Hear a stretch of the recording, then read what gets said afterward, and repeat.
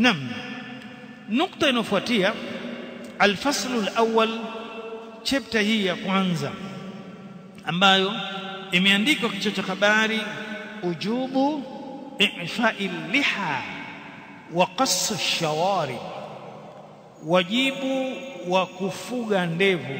Al-liha bimaana ya al-lihya, wa qass kwa maana ya kukata au kwa maana ya kupunguza vile vile kwa Kiswahili. Ash-shawarib kwa Kiswahili ni sharubu. Ujubu, chapter ya kwanza inazungumzia habari ya wajibu i'fa'i wa kufuga al-liha, ndevu, na waqassu shawarib, na ni wajibu kwa Muislamu mwanamme akate masharubu, apunguze masharubu. Sasa ndani yake mfumo ambao aliotumia shekhe katika kitabu hiki ni very simple, yani mtu yote tu anaweza akapata faida vizuri kabisa. Kivipi? Yeye ametiririka na hadithi basi, hamna maelezo, na kama kutakuwa kuna maelezo basi madogo sana.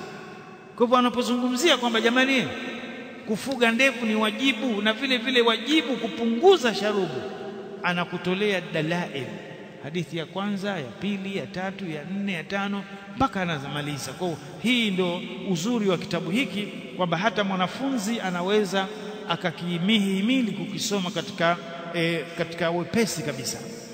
Kwa hiyo tunapozungumzwa habari ya kufuga kwa ndevu, bimaana ya kwamba ni jambo la wajibu, ujubu. Na kwa nini ikakuwa ujubu? Kwa sababu katika usul, jambo lolote ambalo limetanguliwa na amri, basi naam, jambo lile linakuwa ni wajibu. Al-amru yaktadi al-wujub, amri siku zote huwa ina hukumu lile liloamrishwa kwamba ni wajibu. Kwa hivyo Mtume sallallahu alaihi wasallam katika riwaya zote tulizokuziona huku ni kwamba ameamrisha suala la kufuga ndevu. Ndio maana ikawa sasa ujubu ni wajibu i'fa'i liha, kufuga ndevu. Hadithi hizi kama nilivyosema huko mbele hazina sharhi, yani hakutokuwa na sharhi kwamba amesema Ibn Hajari katika Fathul Bari, amesema nani, yeye kaziorodhesha hadithi. Kwa hiyo moja katika jambo ambalo nimependa kukutangulizieni tuelewe hata maana hii jina la kitabu. Kwani kufuga ndevu maana yake nini?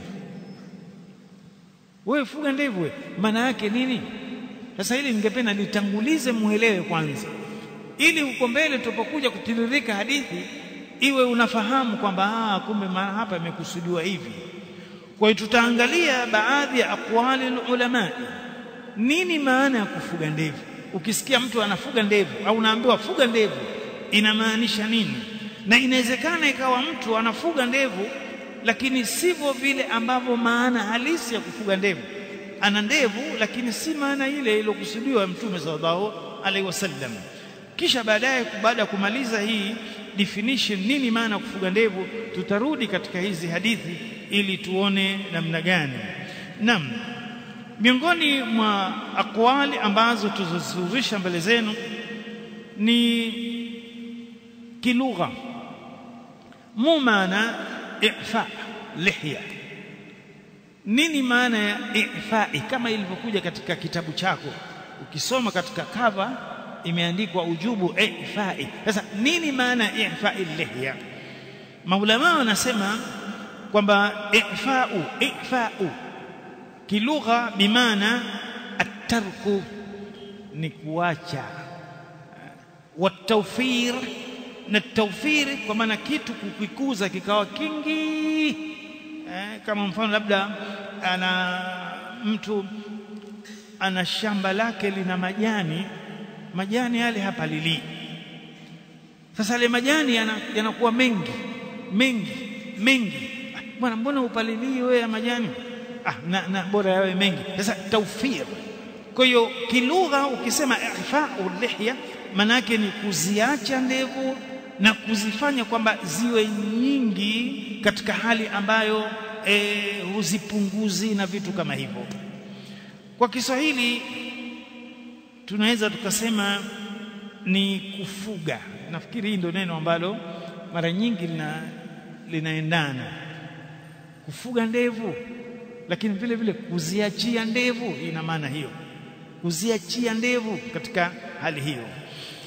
Akasema Ibn al-Athir katika an-Nihaya fi gharib al-hadith, wa fihi annahu amara bi'afa'i liha, kwamba kuna riwaya kwamba Mtume sallallahu alayhi wasallam ameamrisha bi'afa'i liha, kufuga kwa ndevu. Huyu Ibn al-Athir katika kitabu inaitwa an-Nihaya fi gharib al-hadith, yeye amejaribu kuchukua yale maneno yote tusema labda ni vocabularies katika upande wa hadithi zile, akazitolea maana yake kwa maneno hili na maana hii. Kitabu muhimu sana. Akasema kwamba ifa'il liha huwa an yuwaffira sha'raha, ni kule kuzikuza zile yani nywele zile ambazo zinapatikaniwa katika maeneo haya, zote zinaingia kwa malevu. Wala yuqas, wala hazikati au hazipunguzi, kashawaribu, kama mfano vile sharubu zinapunguzwa, lakini ndevu inabidi tawfir, yani kuzifanya ziwe nyingi. Inatokana min afa shay'u fa idha kathura wazada. Afa, neno afa shay'u yani kitu kimekuwa kingi na kimezidi. Afa shay'u yani kathura wazada. Hii ni tafsiri ambayo ameitoa Ibn al-Athir katika an-Nihaya fi gharib al-hadith. Kisha akasema qala al-Imam al-Qurtubi katika al-Mufhim mujallada wa kwanza ukurasa 512 mpaka 513, wa amma i'fa'u al-liha, ama al-lihya, ama suala la kufuga ndevu, fahuwa tawfiruha wa takthiruha, maana yake ni ndevu kuziachia ziwe nyingi, yani iwe ni ile hali ya kwamba ni tawfir, yani mandevu yamekuwa hayo na zimekuwa nyingi. Hii ndio maana ya i'fa'u liha. Kwa hiyo ukisikia wajibu wa kufuga ndevu, maana yake ni zile ndevu iwe katika hali ya takthir na tawfir. Hii ndiyo maana iliyokuwa inakubalika na wanazuoni. Qala al-Imam an-Nawawi, Imam an-Nawawi akasema ifa'u lihya, kufuga ndevu maana yake tawfiruha, ni ile ile inarudia, lakini akaongezea akasema watarkuha fala qas. Kufuga ndevu maana yake ni tawfir, ziwe nyingi, na watarkuha, na kuziacha fala qas, wala usizikati. Kwa hivyo hiyo ndio maana ya kufuga ndevu. Na akasema Sheikh al-Islam Ibn Taymiyyah rahimahullah, wa amma i'fa'u liha, anasema maana ya kufuga ndevu, fa innahu yutrak, maana yake ni kwamba ndevu zaachiwa tu. Kwa hivyo wewe zaachie tu. Sasa hii ndio maana kufuga ndevu. Kwa ukisikia wajibu wa kufuga ndevu, maana yake Imam Nawawi anasema ni yutrak, wewe unaziacha tu, wala yani hakuna suala la kuziingilia katika jambo lolote. Na vile vile katika maelezo mengine ya ziada akasema Imam Nawawi rahimahullah, anasema kwamba suala la kufuga kwa ndevu limekuja katika 5 riwayat, riwaya 5 ambazo tutakuja kuzisoma katika kitabu hiki. Imekuja kwa amri ya aufu, imekuja kwa amri ya aufu, imekuja kwa amri ya arkhu, imekuja kwa amri wa wafiru, wa maanaha kulluha, na zote maneno haya ina maana gani? Ni tarkuha ala haliha, ni kuziacha kama zilivyo. Kwa Kiswahili kuziacha kama zilivyo. Hii ndio maana ya kufuga ndevu walivyofasiri wanazuoni. Kuna jamaa mmoja hapa Mombasa, sijui Mamrui, nilimsikiliza siku moja klipi yake akitoa kwamba kufuga ndevu ni jambo ambalo watu hawakuelewa maana yake. Hii neno afu lihya, maana yake hii hamza hii ya mwanzo ina maana ya taksiri, ina maana sio ya kupunguza, sio ina maana nini, ina maana nini. Kwa hivyo watu wanakuwa na madevu mpaka watoto wanaogopa. Akatoa pale mambo yake, basi wewe unamsikiliza. Maana kuna watu wengine inabidi wasikilize alafu ukae pembeni ucheke tu, na wakistahiki kujibiwa basi wanajibiwa. Niliona kama Abu Khawla alimjibu. Almuhimu ni kwamba Imamu Nawawi anasema maneno yote yalokuja kwa amri ya kufuga ndevu ni maana tarkuha ala haliha, ni kuziacha ndevu kama zilivyo. Hii ndio maana ya kufuga ndevu. Wa huwa alladhi qalahu jama'atu min ashabina, na hii ndio kauli ambayo wamesema jamaa zetu vile vile, wa ghairuhum, na wengineo min alulama. Wal mukhtar, na lililochaguliwa au lililopendekezwa katika tafsiri ya kufuga ndevu ni tarku lihyat ala haliha, ni kuziacha ndevu kama zilivyo. Wa alla yata'arrada, na laha zisiguswe ndevu, laha bitaksir shay'un asala, kwa kupunguza chochote katika ndevu hizo. Kwa hivyo hii nafikiri kabla hatujaenda mbele, ukisikia kwamba Mtume ameamrisha kufuga ndevu, maana yake kama walivyosema wanazuoni ni kuziacha ndevu kama zilivyo, na zisingiliwe, zisiguswe kwa kupunguzwa, au kwa lugha nyingine tunasema kuzitrim. Ikawa mtu anakwenda katika kinyozi anamwambia ni trim kidogo, manake unajua tena vitotos na nini basi sasa huu si ufugaji wa ndevu. Waqala alulama walajna, wakasema maulama walajna, ma yafaluhu ba'dhu an-nas, yale ambayo wanawafanya baadhi ya watu, min halqi lihya, kunyoa ndevu zao, au akhdhi shay'in min tuliha, au kuzigusa zile zilizokuwa zimekuwa ndefu, wa ardhiha, na zilizotoka katika umapana. Wanasema maulama hawa, fa innahu la yajuzu, jambo hilo halijuzu. Kwa nini? Limukhalafati dhalika lihadi nabii sallallahu alaihi wasallam, kwenda kutrim ndevu ni kinyume na uongozi wa Mtume sallallahu alaihi wasallam, kwa sababu Mtume amarahu bi'ifaiha, ameamrisha ndevu ziachwe kama zilivyo na watu wasiziguse. Wal amru yaktadhi al-wujub, ndio ile usulu kwamba amri siku zote huwa ina directive katika jambo lile liloamrishwa, kwamba itakuwa ni jambo la wajibu.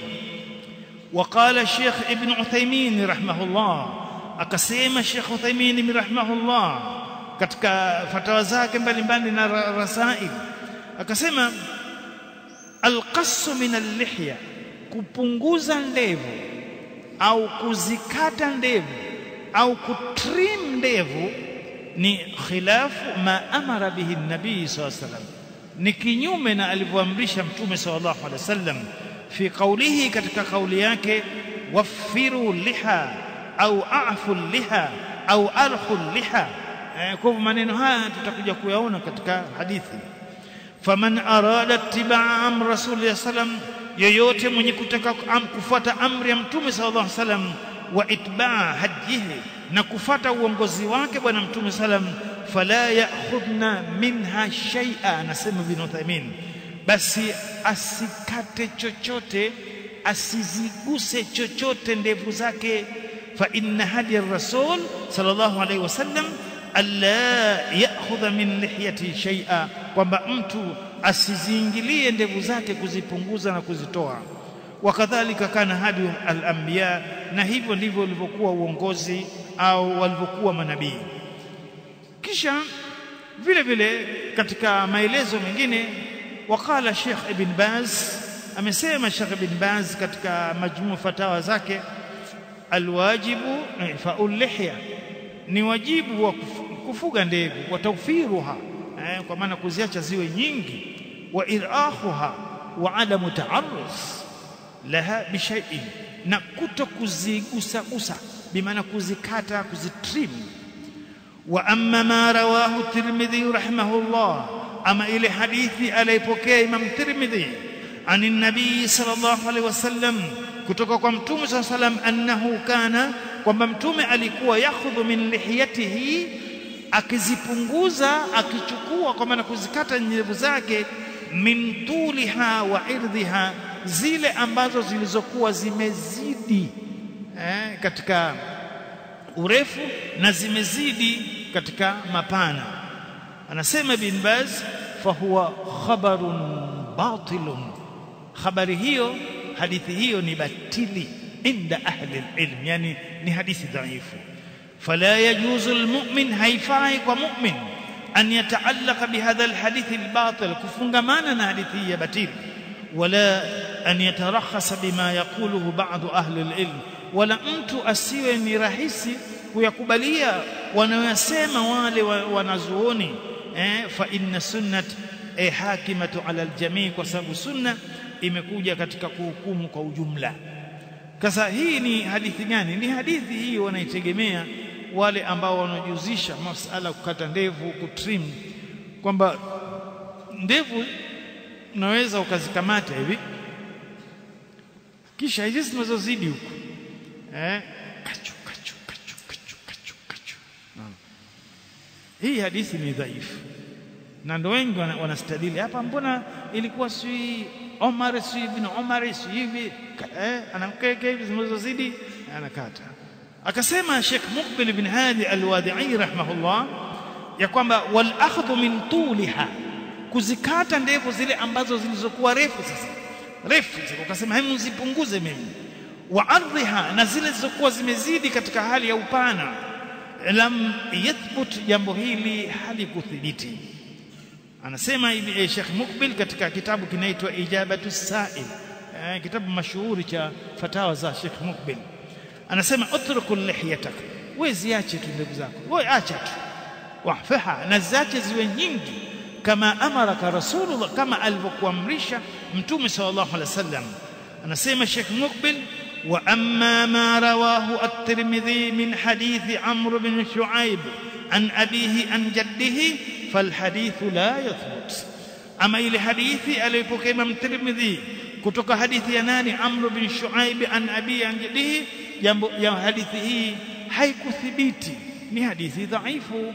Kwa hiyo si hoja kabisa mtu anaposimamisha kwamba kufuga ndevu, kukata, yani anaweza akapunguza zile ambazo zilizokuwa zimezidi. Nafikiri kama utakuwa pamoja nami, ni jambo ambalo umepata kwa ufupi nini maana ya kufuga ndevu. Sasa ikiwa wajibu wa kufuga ndevu, basi ni haramu kuzinyoa. Sasa uharamu huu unakujaje mpaka mtu anaambiwa bwana kufuga ndevu, kukata ndevu, kunyoa ndevu ni haramu? Haramu itakuwaje haramu? Sasa vile vile ingeona kabla hatujenda tuangalie dalili za uharamu wa kunyoa ndevu.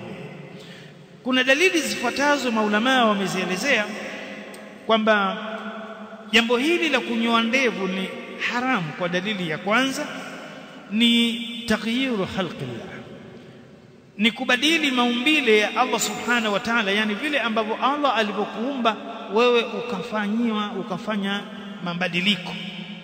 Na hii ni aya nambari 118 mpaka 119. Akasema Allah, wala amurannahum falyughayyirunna khalqa Allah, ila akhir al-aya. Hii ni Ibilisi, sasa shetani anasema nitawaamrisha hao waja wako na watabadilisha maumbile yale ambayo uliwaambia, ambao ni khalqa Allah. Sababu ya pili kwamba kunyoa ndevu ni haramu ni mukhalafatu amrihi sallallahu alaihi wasallam, ni kwamba unakwenda kinyume na amri yake. Hadithi zote tutaje kuzisoma huko mbele ni hadithi ambazo zinaelezea fugeni, acheni. Alimuhimu ni amri, kama amri ilivyokuja usul yaktadhil wujub. Na Mtume sallallahu alaihi wasallam akasema vile vile khaliful mushrikin, mwende kinyume, muwe tofauti na washirikina.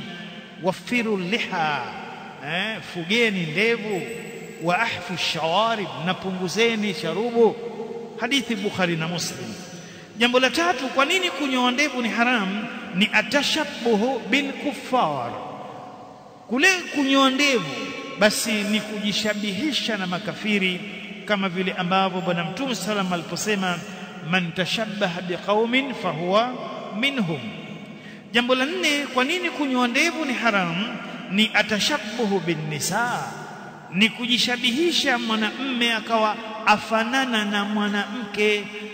Bwana Mtume sallam amekataza katika hadithi nyingi tu masala ya mwanamume kujishabihisha na mwanamke au mwanamke kujishabihisha na mwanamume katika hali zote, bimaana hali ya kwamba ikiwa mwanamke hana ndevu, ingaje sasa hivi kuna baadhi ya wanawake wana ndevu, sijui kuna sababu gani, yani labda itakuwa ni biological reasons kwa nini wana ndevu wanawake, lakini mwanamke asili yake hana ndevu. Sasa wewe mwanamume asili yako ni ndevu, unapokwenda kunyoa ndevu, kidevu tunasema balbu cheupe, sasa unafanana na nani? Mwanamke.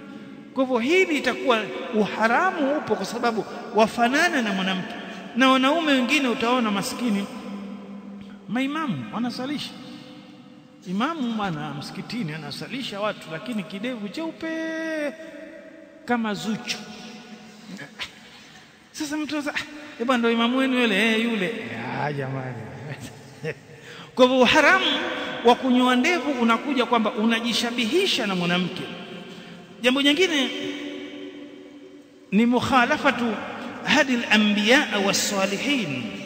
Mtu anaponyoa ndevu huwa anakwenda kinyume na vile walivyokuwa manabii na watu wema. Qala al-imam ash-Shanqiti fi tafsiri qawlihi ta'ala, al-imam ash-Shanqiti katika tafsiri yake Allah aliposema aya nambari 94 ya sura Taha, ya ibn umma la ta'khudhu bi lihyati, kisa cha nani? Musa na Harun, kisa maarufu. Ewe mtoto wa ammi, usinishike ndevu zangu. Al-Imam Shanqit akatafsiri anasema, fahiya dalilun qur'ani, hapa pana dalili ya kiqur'ani hasa ala i'fa'ul lihya, kwamba kufuga ndevu wa adamu halqiha, na kuto kuzinyoa ni simatur rusul, ni alama, ni symbol ya mitume. Mitume wote walikuwa na ndevu. Kwa hiyo ni haramu kunyoa ndevu kwa sababu mitume wote walikuwa na ndevu. Sababu nyingine ni mukhalafatul fitra, ni kwamba kufuga, yani kunyoa ndevu mara nyingi kunakuwa ni mtu anakwenda kinyume na fitra. Fitra ya kusudiwa ni maumbile, yani yale maumbile ambayo Allah subhanahu wa ta'ala aliomuumbia mtu. Mwanamume ameumbiwa yeye afanye nini? Awe na ndevu. Sasa ukinyoa ndevu taban, bila shaka utakuwa umekwenda kinyume na maumbile. Naam, wanasema wanazuoni katika suala hili tulimalizia aqwali ulama fi halq al-lihya, kuhusu kunyoa ndevu kwamba ni jambo la uharamu, haliruhusiwi. Qala Sheikh al-Islam bi Taymiyyah rahimahullah, akasema wa yahrumu halq al-lihya. Ukirudi katika kitabu kinaitwa al-ikhtiyarati al-ilmiya, kasema maneno mengi, lakini sentence hii ni mahalu shahidi na maudhui yetu. Qala Ibn Hazm, vile vile amesema Ibn Hazm, na vile vile Ibn Hajar Asqalani, Imam Malik, Imam Shafi, Imam Abu Hanifa na wengi wengineo, wote wamezungumzia kwamba suala la kunyoa ndevu ni jambo la haramu kabisa. Kwa hiyo mtu anapokuja na hoja kwamba unajua kubaki yani ndevu kuzifuga ni uchafu hivi na hivi, watoto wataogopa, ni mtu ambaye kwa kweli ndio nikasema pale mwanzo, mtu lazima ucheke tu kwanza. Waqala Ibn Abdul Barri, na akasema mwanazuoni Abdul Barri katika kitabu chake kinaitwa Tamhidi. Abdul Barri ameishi miaka 92, alizaliwa mwaka 368 Hijiria na akafa mwaka 463 hijiria. Kwa hivyo ameishi miaka 92. Akasema wa yahrum halqul lihya, na ni haram kunyoa ndevu. Wala yafaluhu, na wala hawafanyi kunyoa ndevu illa almukhannathuna min arrijal, isipokuwa wale wanaume makhanithi. Wanaume makhanithi ndo wananyoa ndevu. Ndugu zangu Waislamu, maneno haya yamesema mweka hiyo. Ukinyoa tu ndevu basi unaingia katika khanithi. Sasa ukisema khanithi, wengi wanafikiria kama ni matusi. Naona wanapotukana. Sasa neno hili ukilifasiri wala halihusiani na kwamba ni matusi.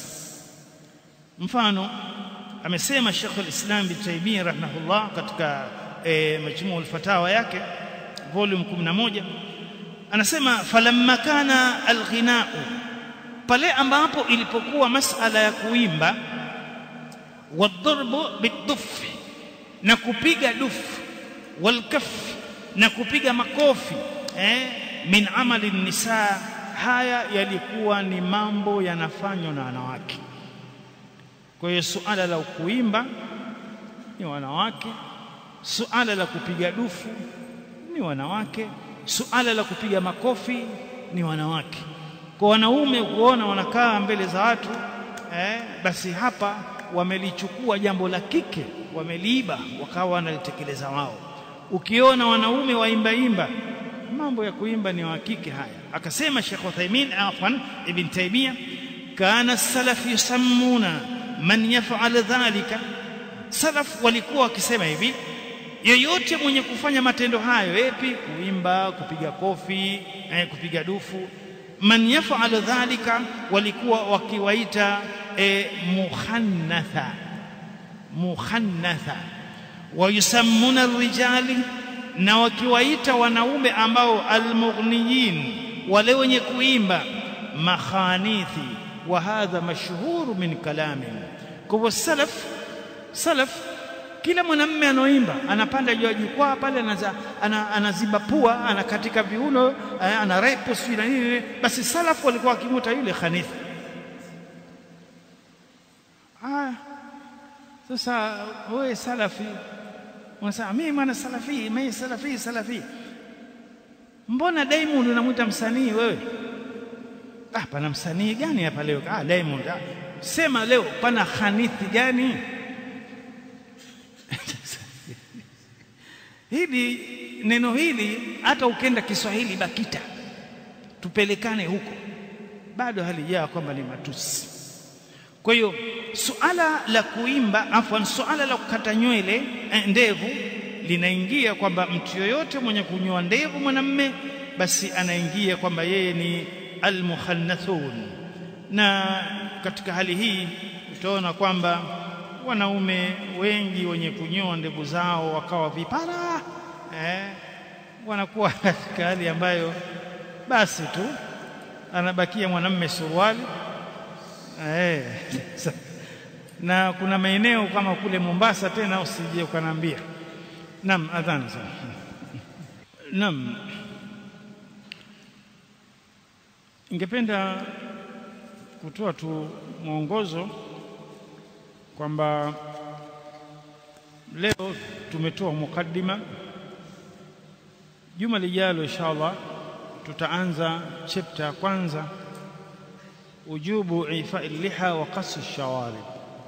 Na kuna hadithi hapo zinafika kama 10 ziko hadithi kama 11 tutakuja kuzisoma inshallah katika darasa linakuja. Kwa hiyo nafikiri hii maudhui madamu ni mwanamume basi huwezi kusalimika. Yani huwezi ukasema kwamba hii hainihusu. Mfano, kuna al-akhi mmoja anamuuliza al-akhi mwingine, mnasoma umdat mko katika sehemu gani? Anamwambia kutoka kitabu al-hajj. Sisi hatujaitwa huko. Yani kwamba kwenda kuhiji mpaka mtu aitwe. Yani topic ya hija haimhusu kwa sababu hana uwezo wa kwenda kuhiji. Lakini hii ya kufuga ndevu hii bwana, madamu ni mwanamume, huna sehemu ya kupenyea ukasema hii hainuhusu. Kwa hiyo ina maana basi, kwa sababu inagusa kila mtu, inamgusa, madamu mwanamume itakugusa, lazima kutakuwa kuna masuala mengi. Kuna masuala mengine yatakuja katika mfumo wa excuse, yani basi inakuwaje ikiwa hivi, ikiwa hivi, ikiwa hivi. Lakini hata hivyo, kwa sababu ni jambo ambalo limo katika society, itabidi vile vile tuwatolee maelezo juu ya yule ambaye alikuwa auliza swala, na ili aweze kukinai kwamba hapa swala langu limejibiwa katika hali hii.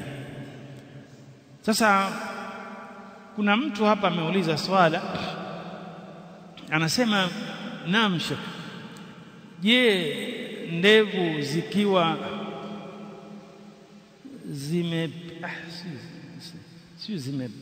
zimepinda katika mashavu zimepinda katika mashavu, je, unaruhusiwa kuzichonga, kuziweka katika mtiririko wake zenyewe, inajuzu? Almuhim, suala la kutrim ndevu, kutrim, nafikiri ukisema kutrim ina maana ni kutafuta kitu kiwe katika usawa wa ima urefu, ukubwa na vitu kama hivyo, sema una trim. Kwa hivyo hii muulizaji aliouliza, hii ni masala ya kutrim. Sasa kama zimekuwa hivi, kwa hivyo nikizichonga, je, ili ziwe sawa, hii inaitwa kutrim. Sasa kutrim tumeshaona huku katika maelezo ya maulama, hasa Imam Nawawi aliposema kwamba ifa'il lihya maana ni tarkuha ala haliha, ni kuziacha ndevu kama zilivyo, yani pasipo na kuzifanyia ile hali ya kwamba mimi zifanye hivi. Na ndugu zangu Waislamu, haya ni mambo ambayo ilikuwa tuanze kuyapata tangu asili, from the beginning, watu wafahamishwe kwamba bwana, ndevu zifugwe hivi. Lakini mtu ameshaishi katika hali hiyo ya kutrimu, ameshaishi kunyoa, ameshaishi, kwa hivyo akaja kuambiwa tu kwamba kuna suala la kufuga ndevu, usizinyoe na hivi na hivi, kwa kidogo anahisi ukakasi. Lakini kama from the beginning watu wafahamishwa bwana, ndevu waziacha, kwa bila shaka kila mtu tena asingekuwa na suala la aina yoyote. Na kuna suala jingine ambalo nafikiri hili vile vile linagusa watu wengi, kwamba mtu ameajiriwa katika sehemu yote, labda idara serikali au private sector, labda kiwanda chochote kile, au alimuhimu. Sasa anakumbana na vitu kama hivi.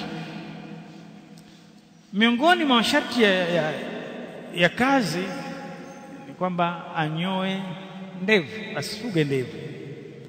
Mfano wewe ukienda polisi, basi ujue utakumbana na swala hilo, kwamba katika polisi hawaruhusiwi kufuga ndevu, sio kama na askari jeshi, kitu kama hivi.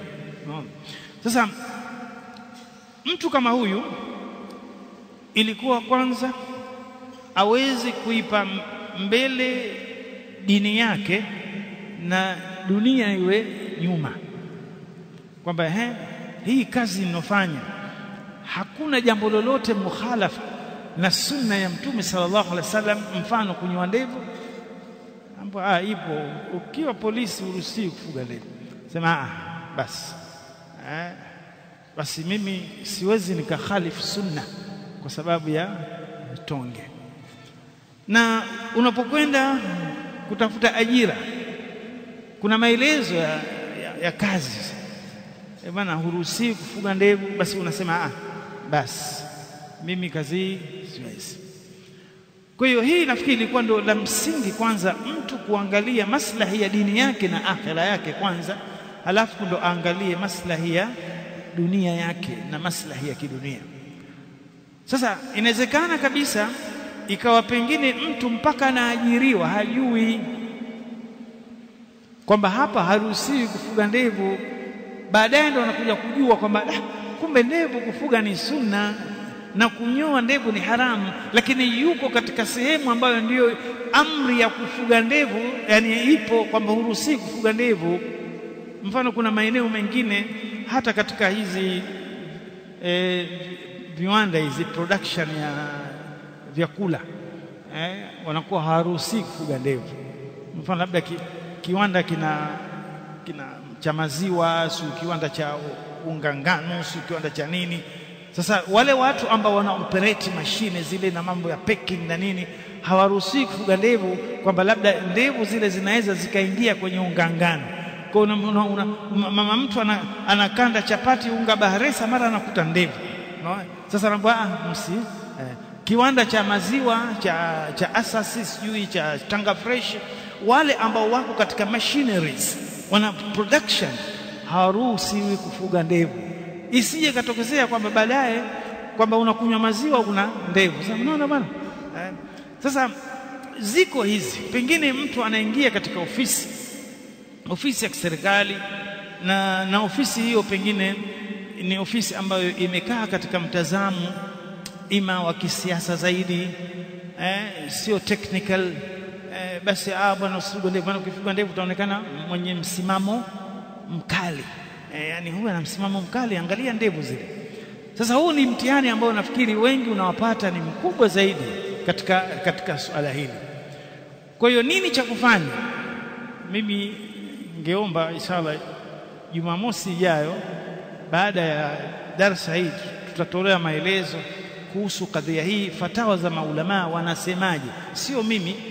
Maulama wanasemaje ikiwa mtu yuko katika idara ambayo inamlazimisha anyoe ndevu, je, nini afanye? Na yeye ndio maisha yake pale, pengine ni mtu amekuwa tutasema ni profession katika sehemu fulani. Sasa atoke pale ende katika profession nyingine kidogo, inakuwa basi bora anyoe ndevu ili abakie katika profession ile. Tutaweza kuangalia maulama watazungumza nini katika nukta hii.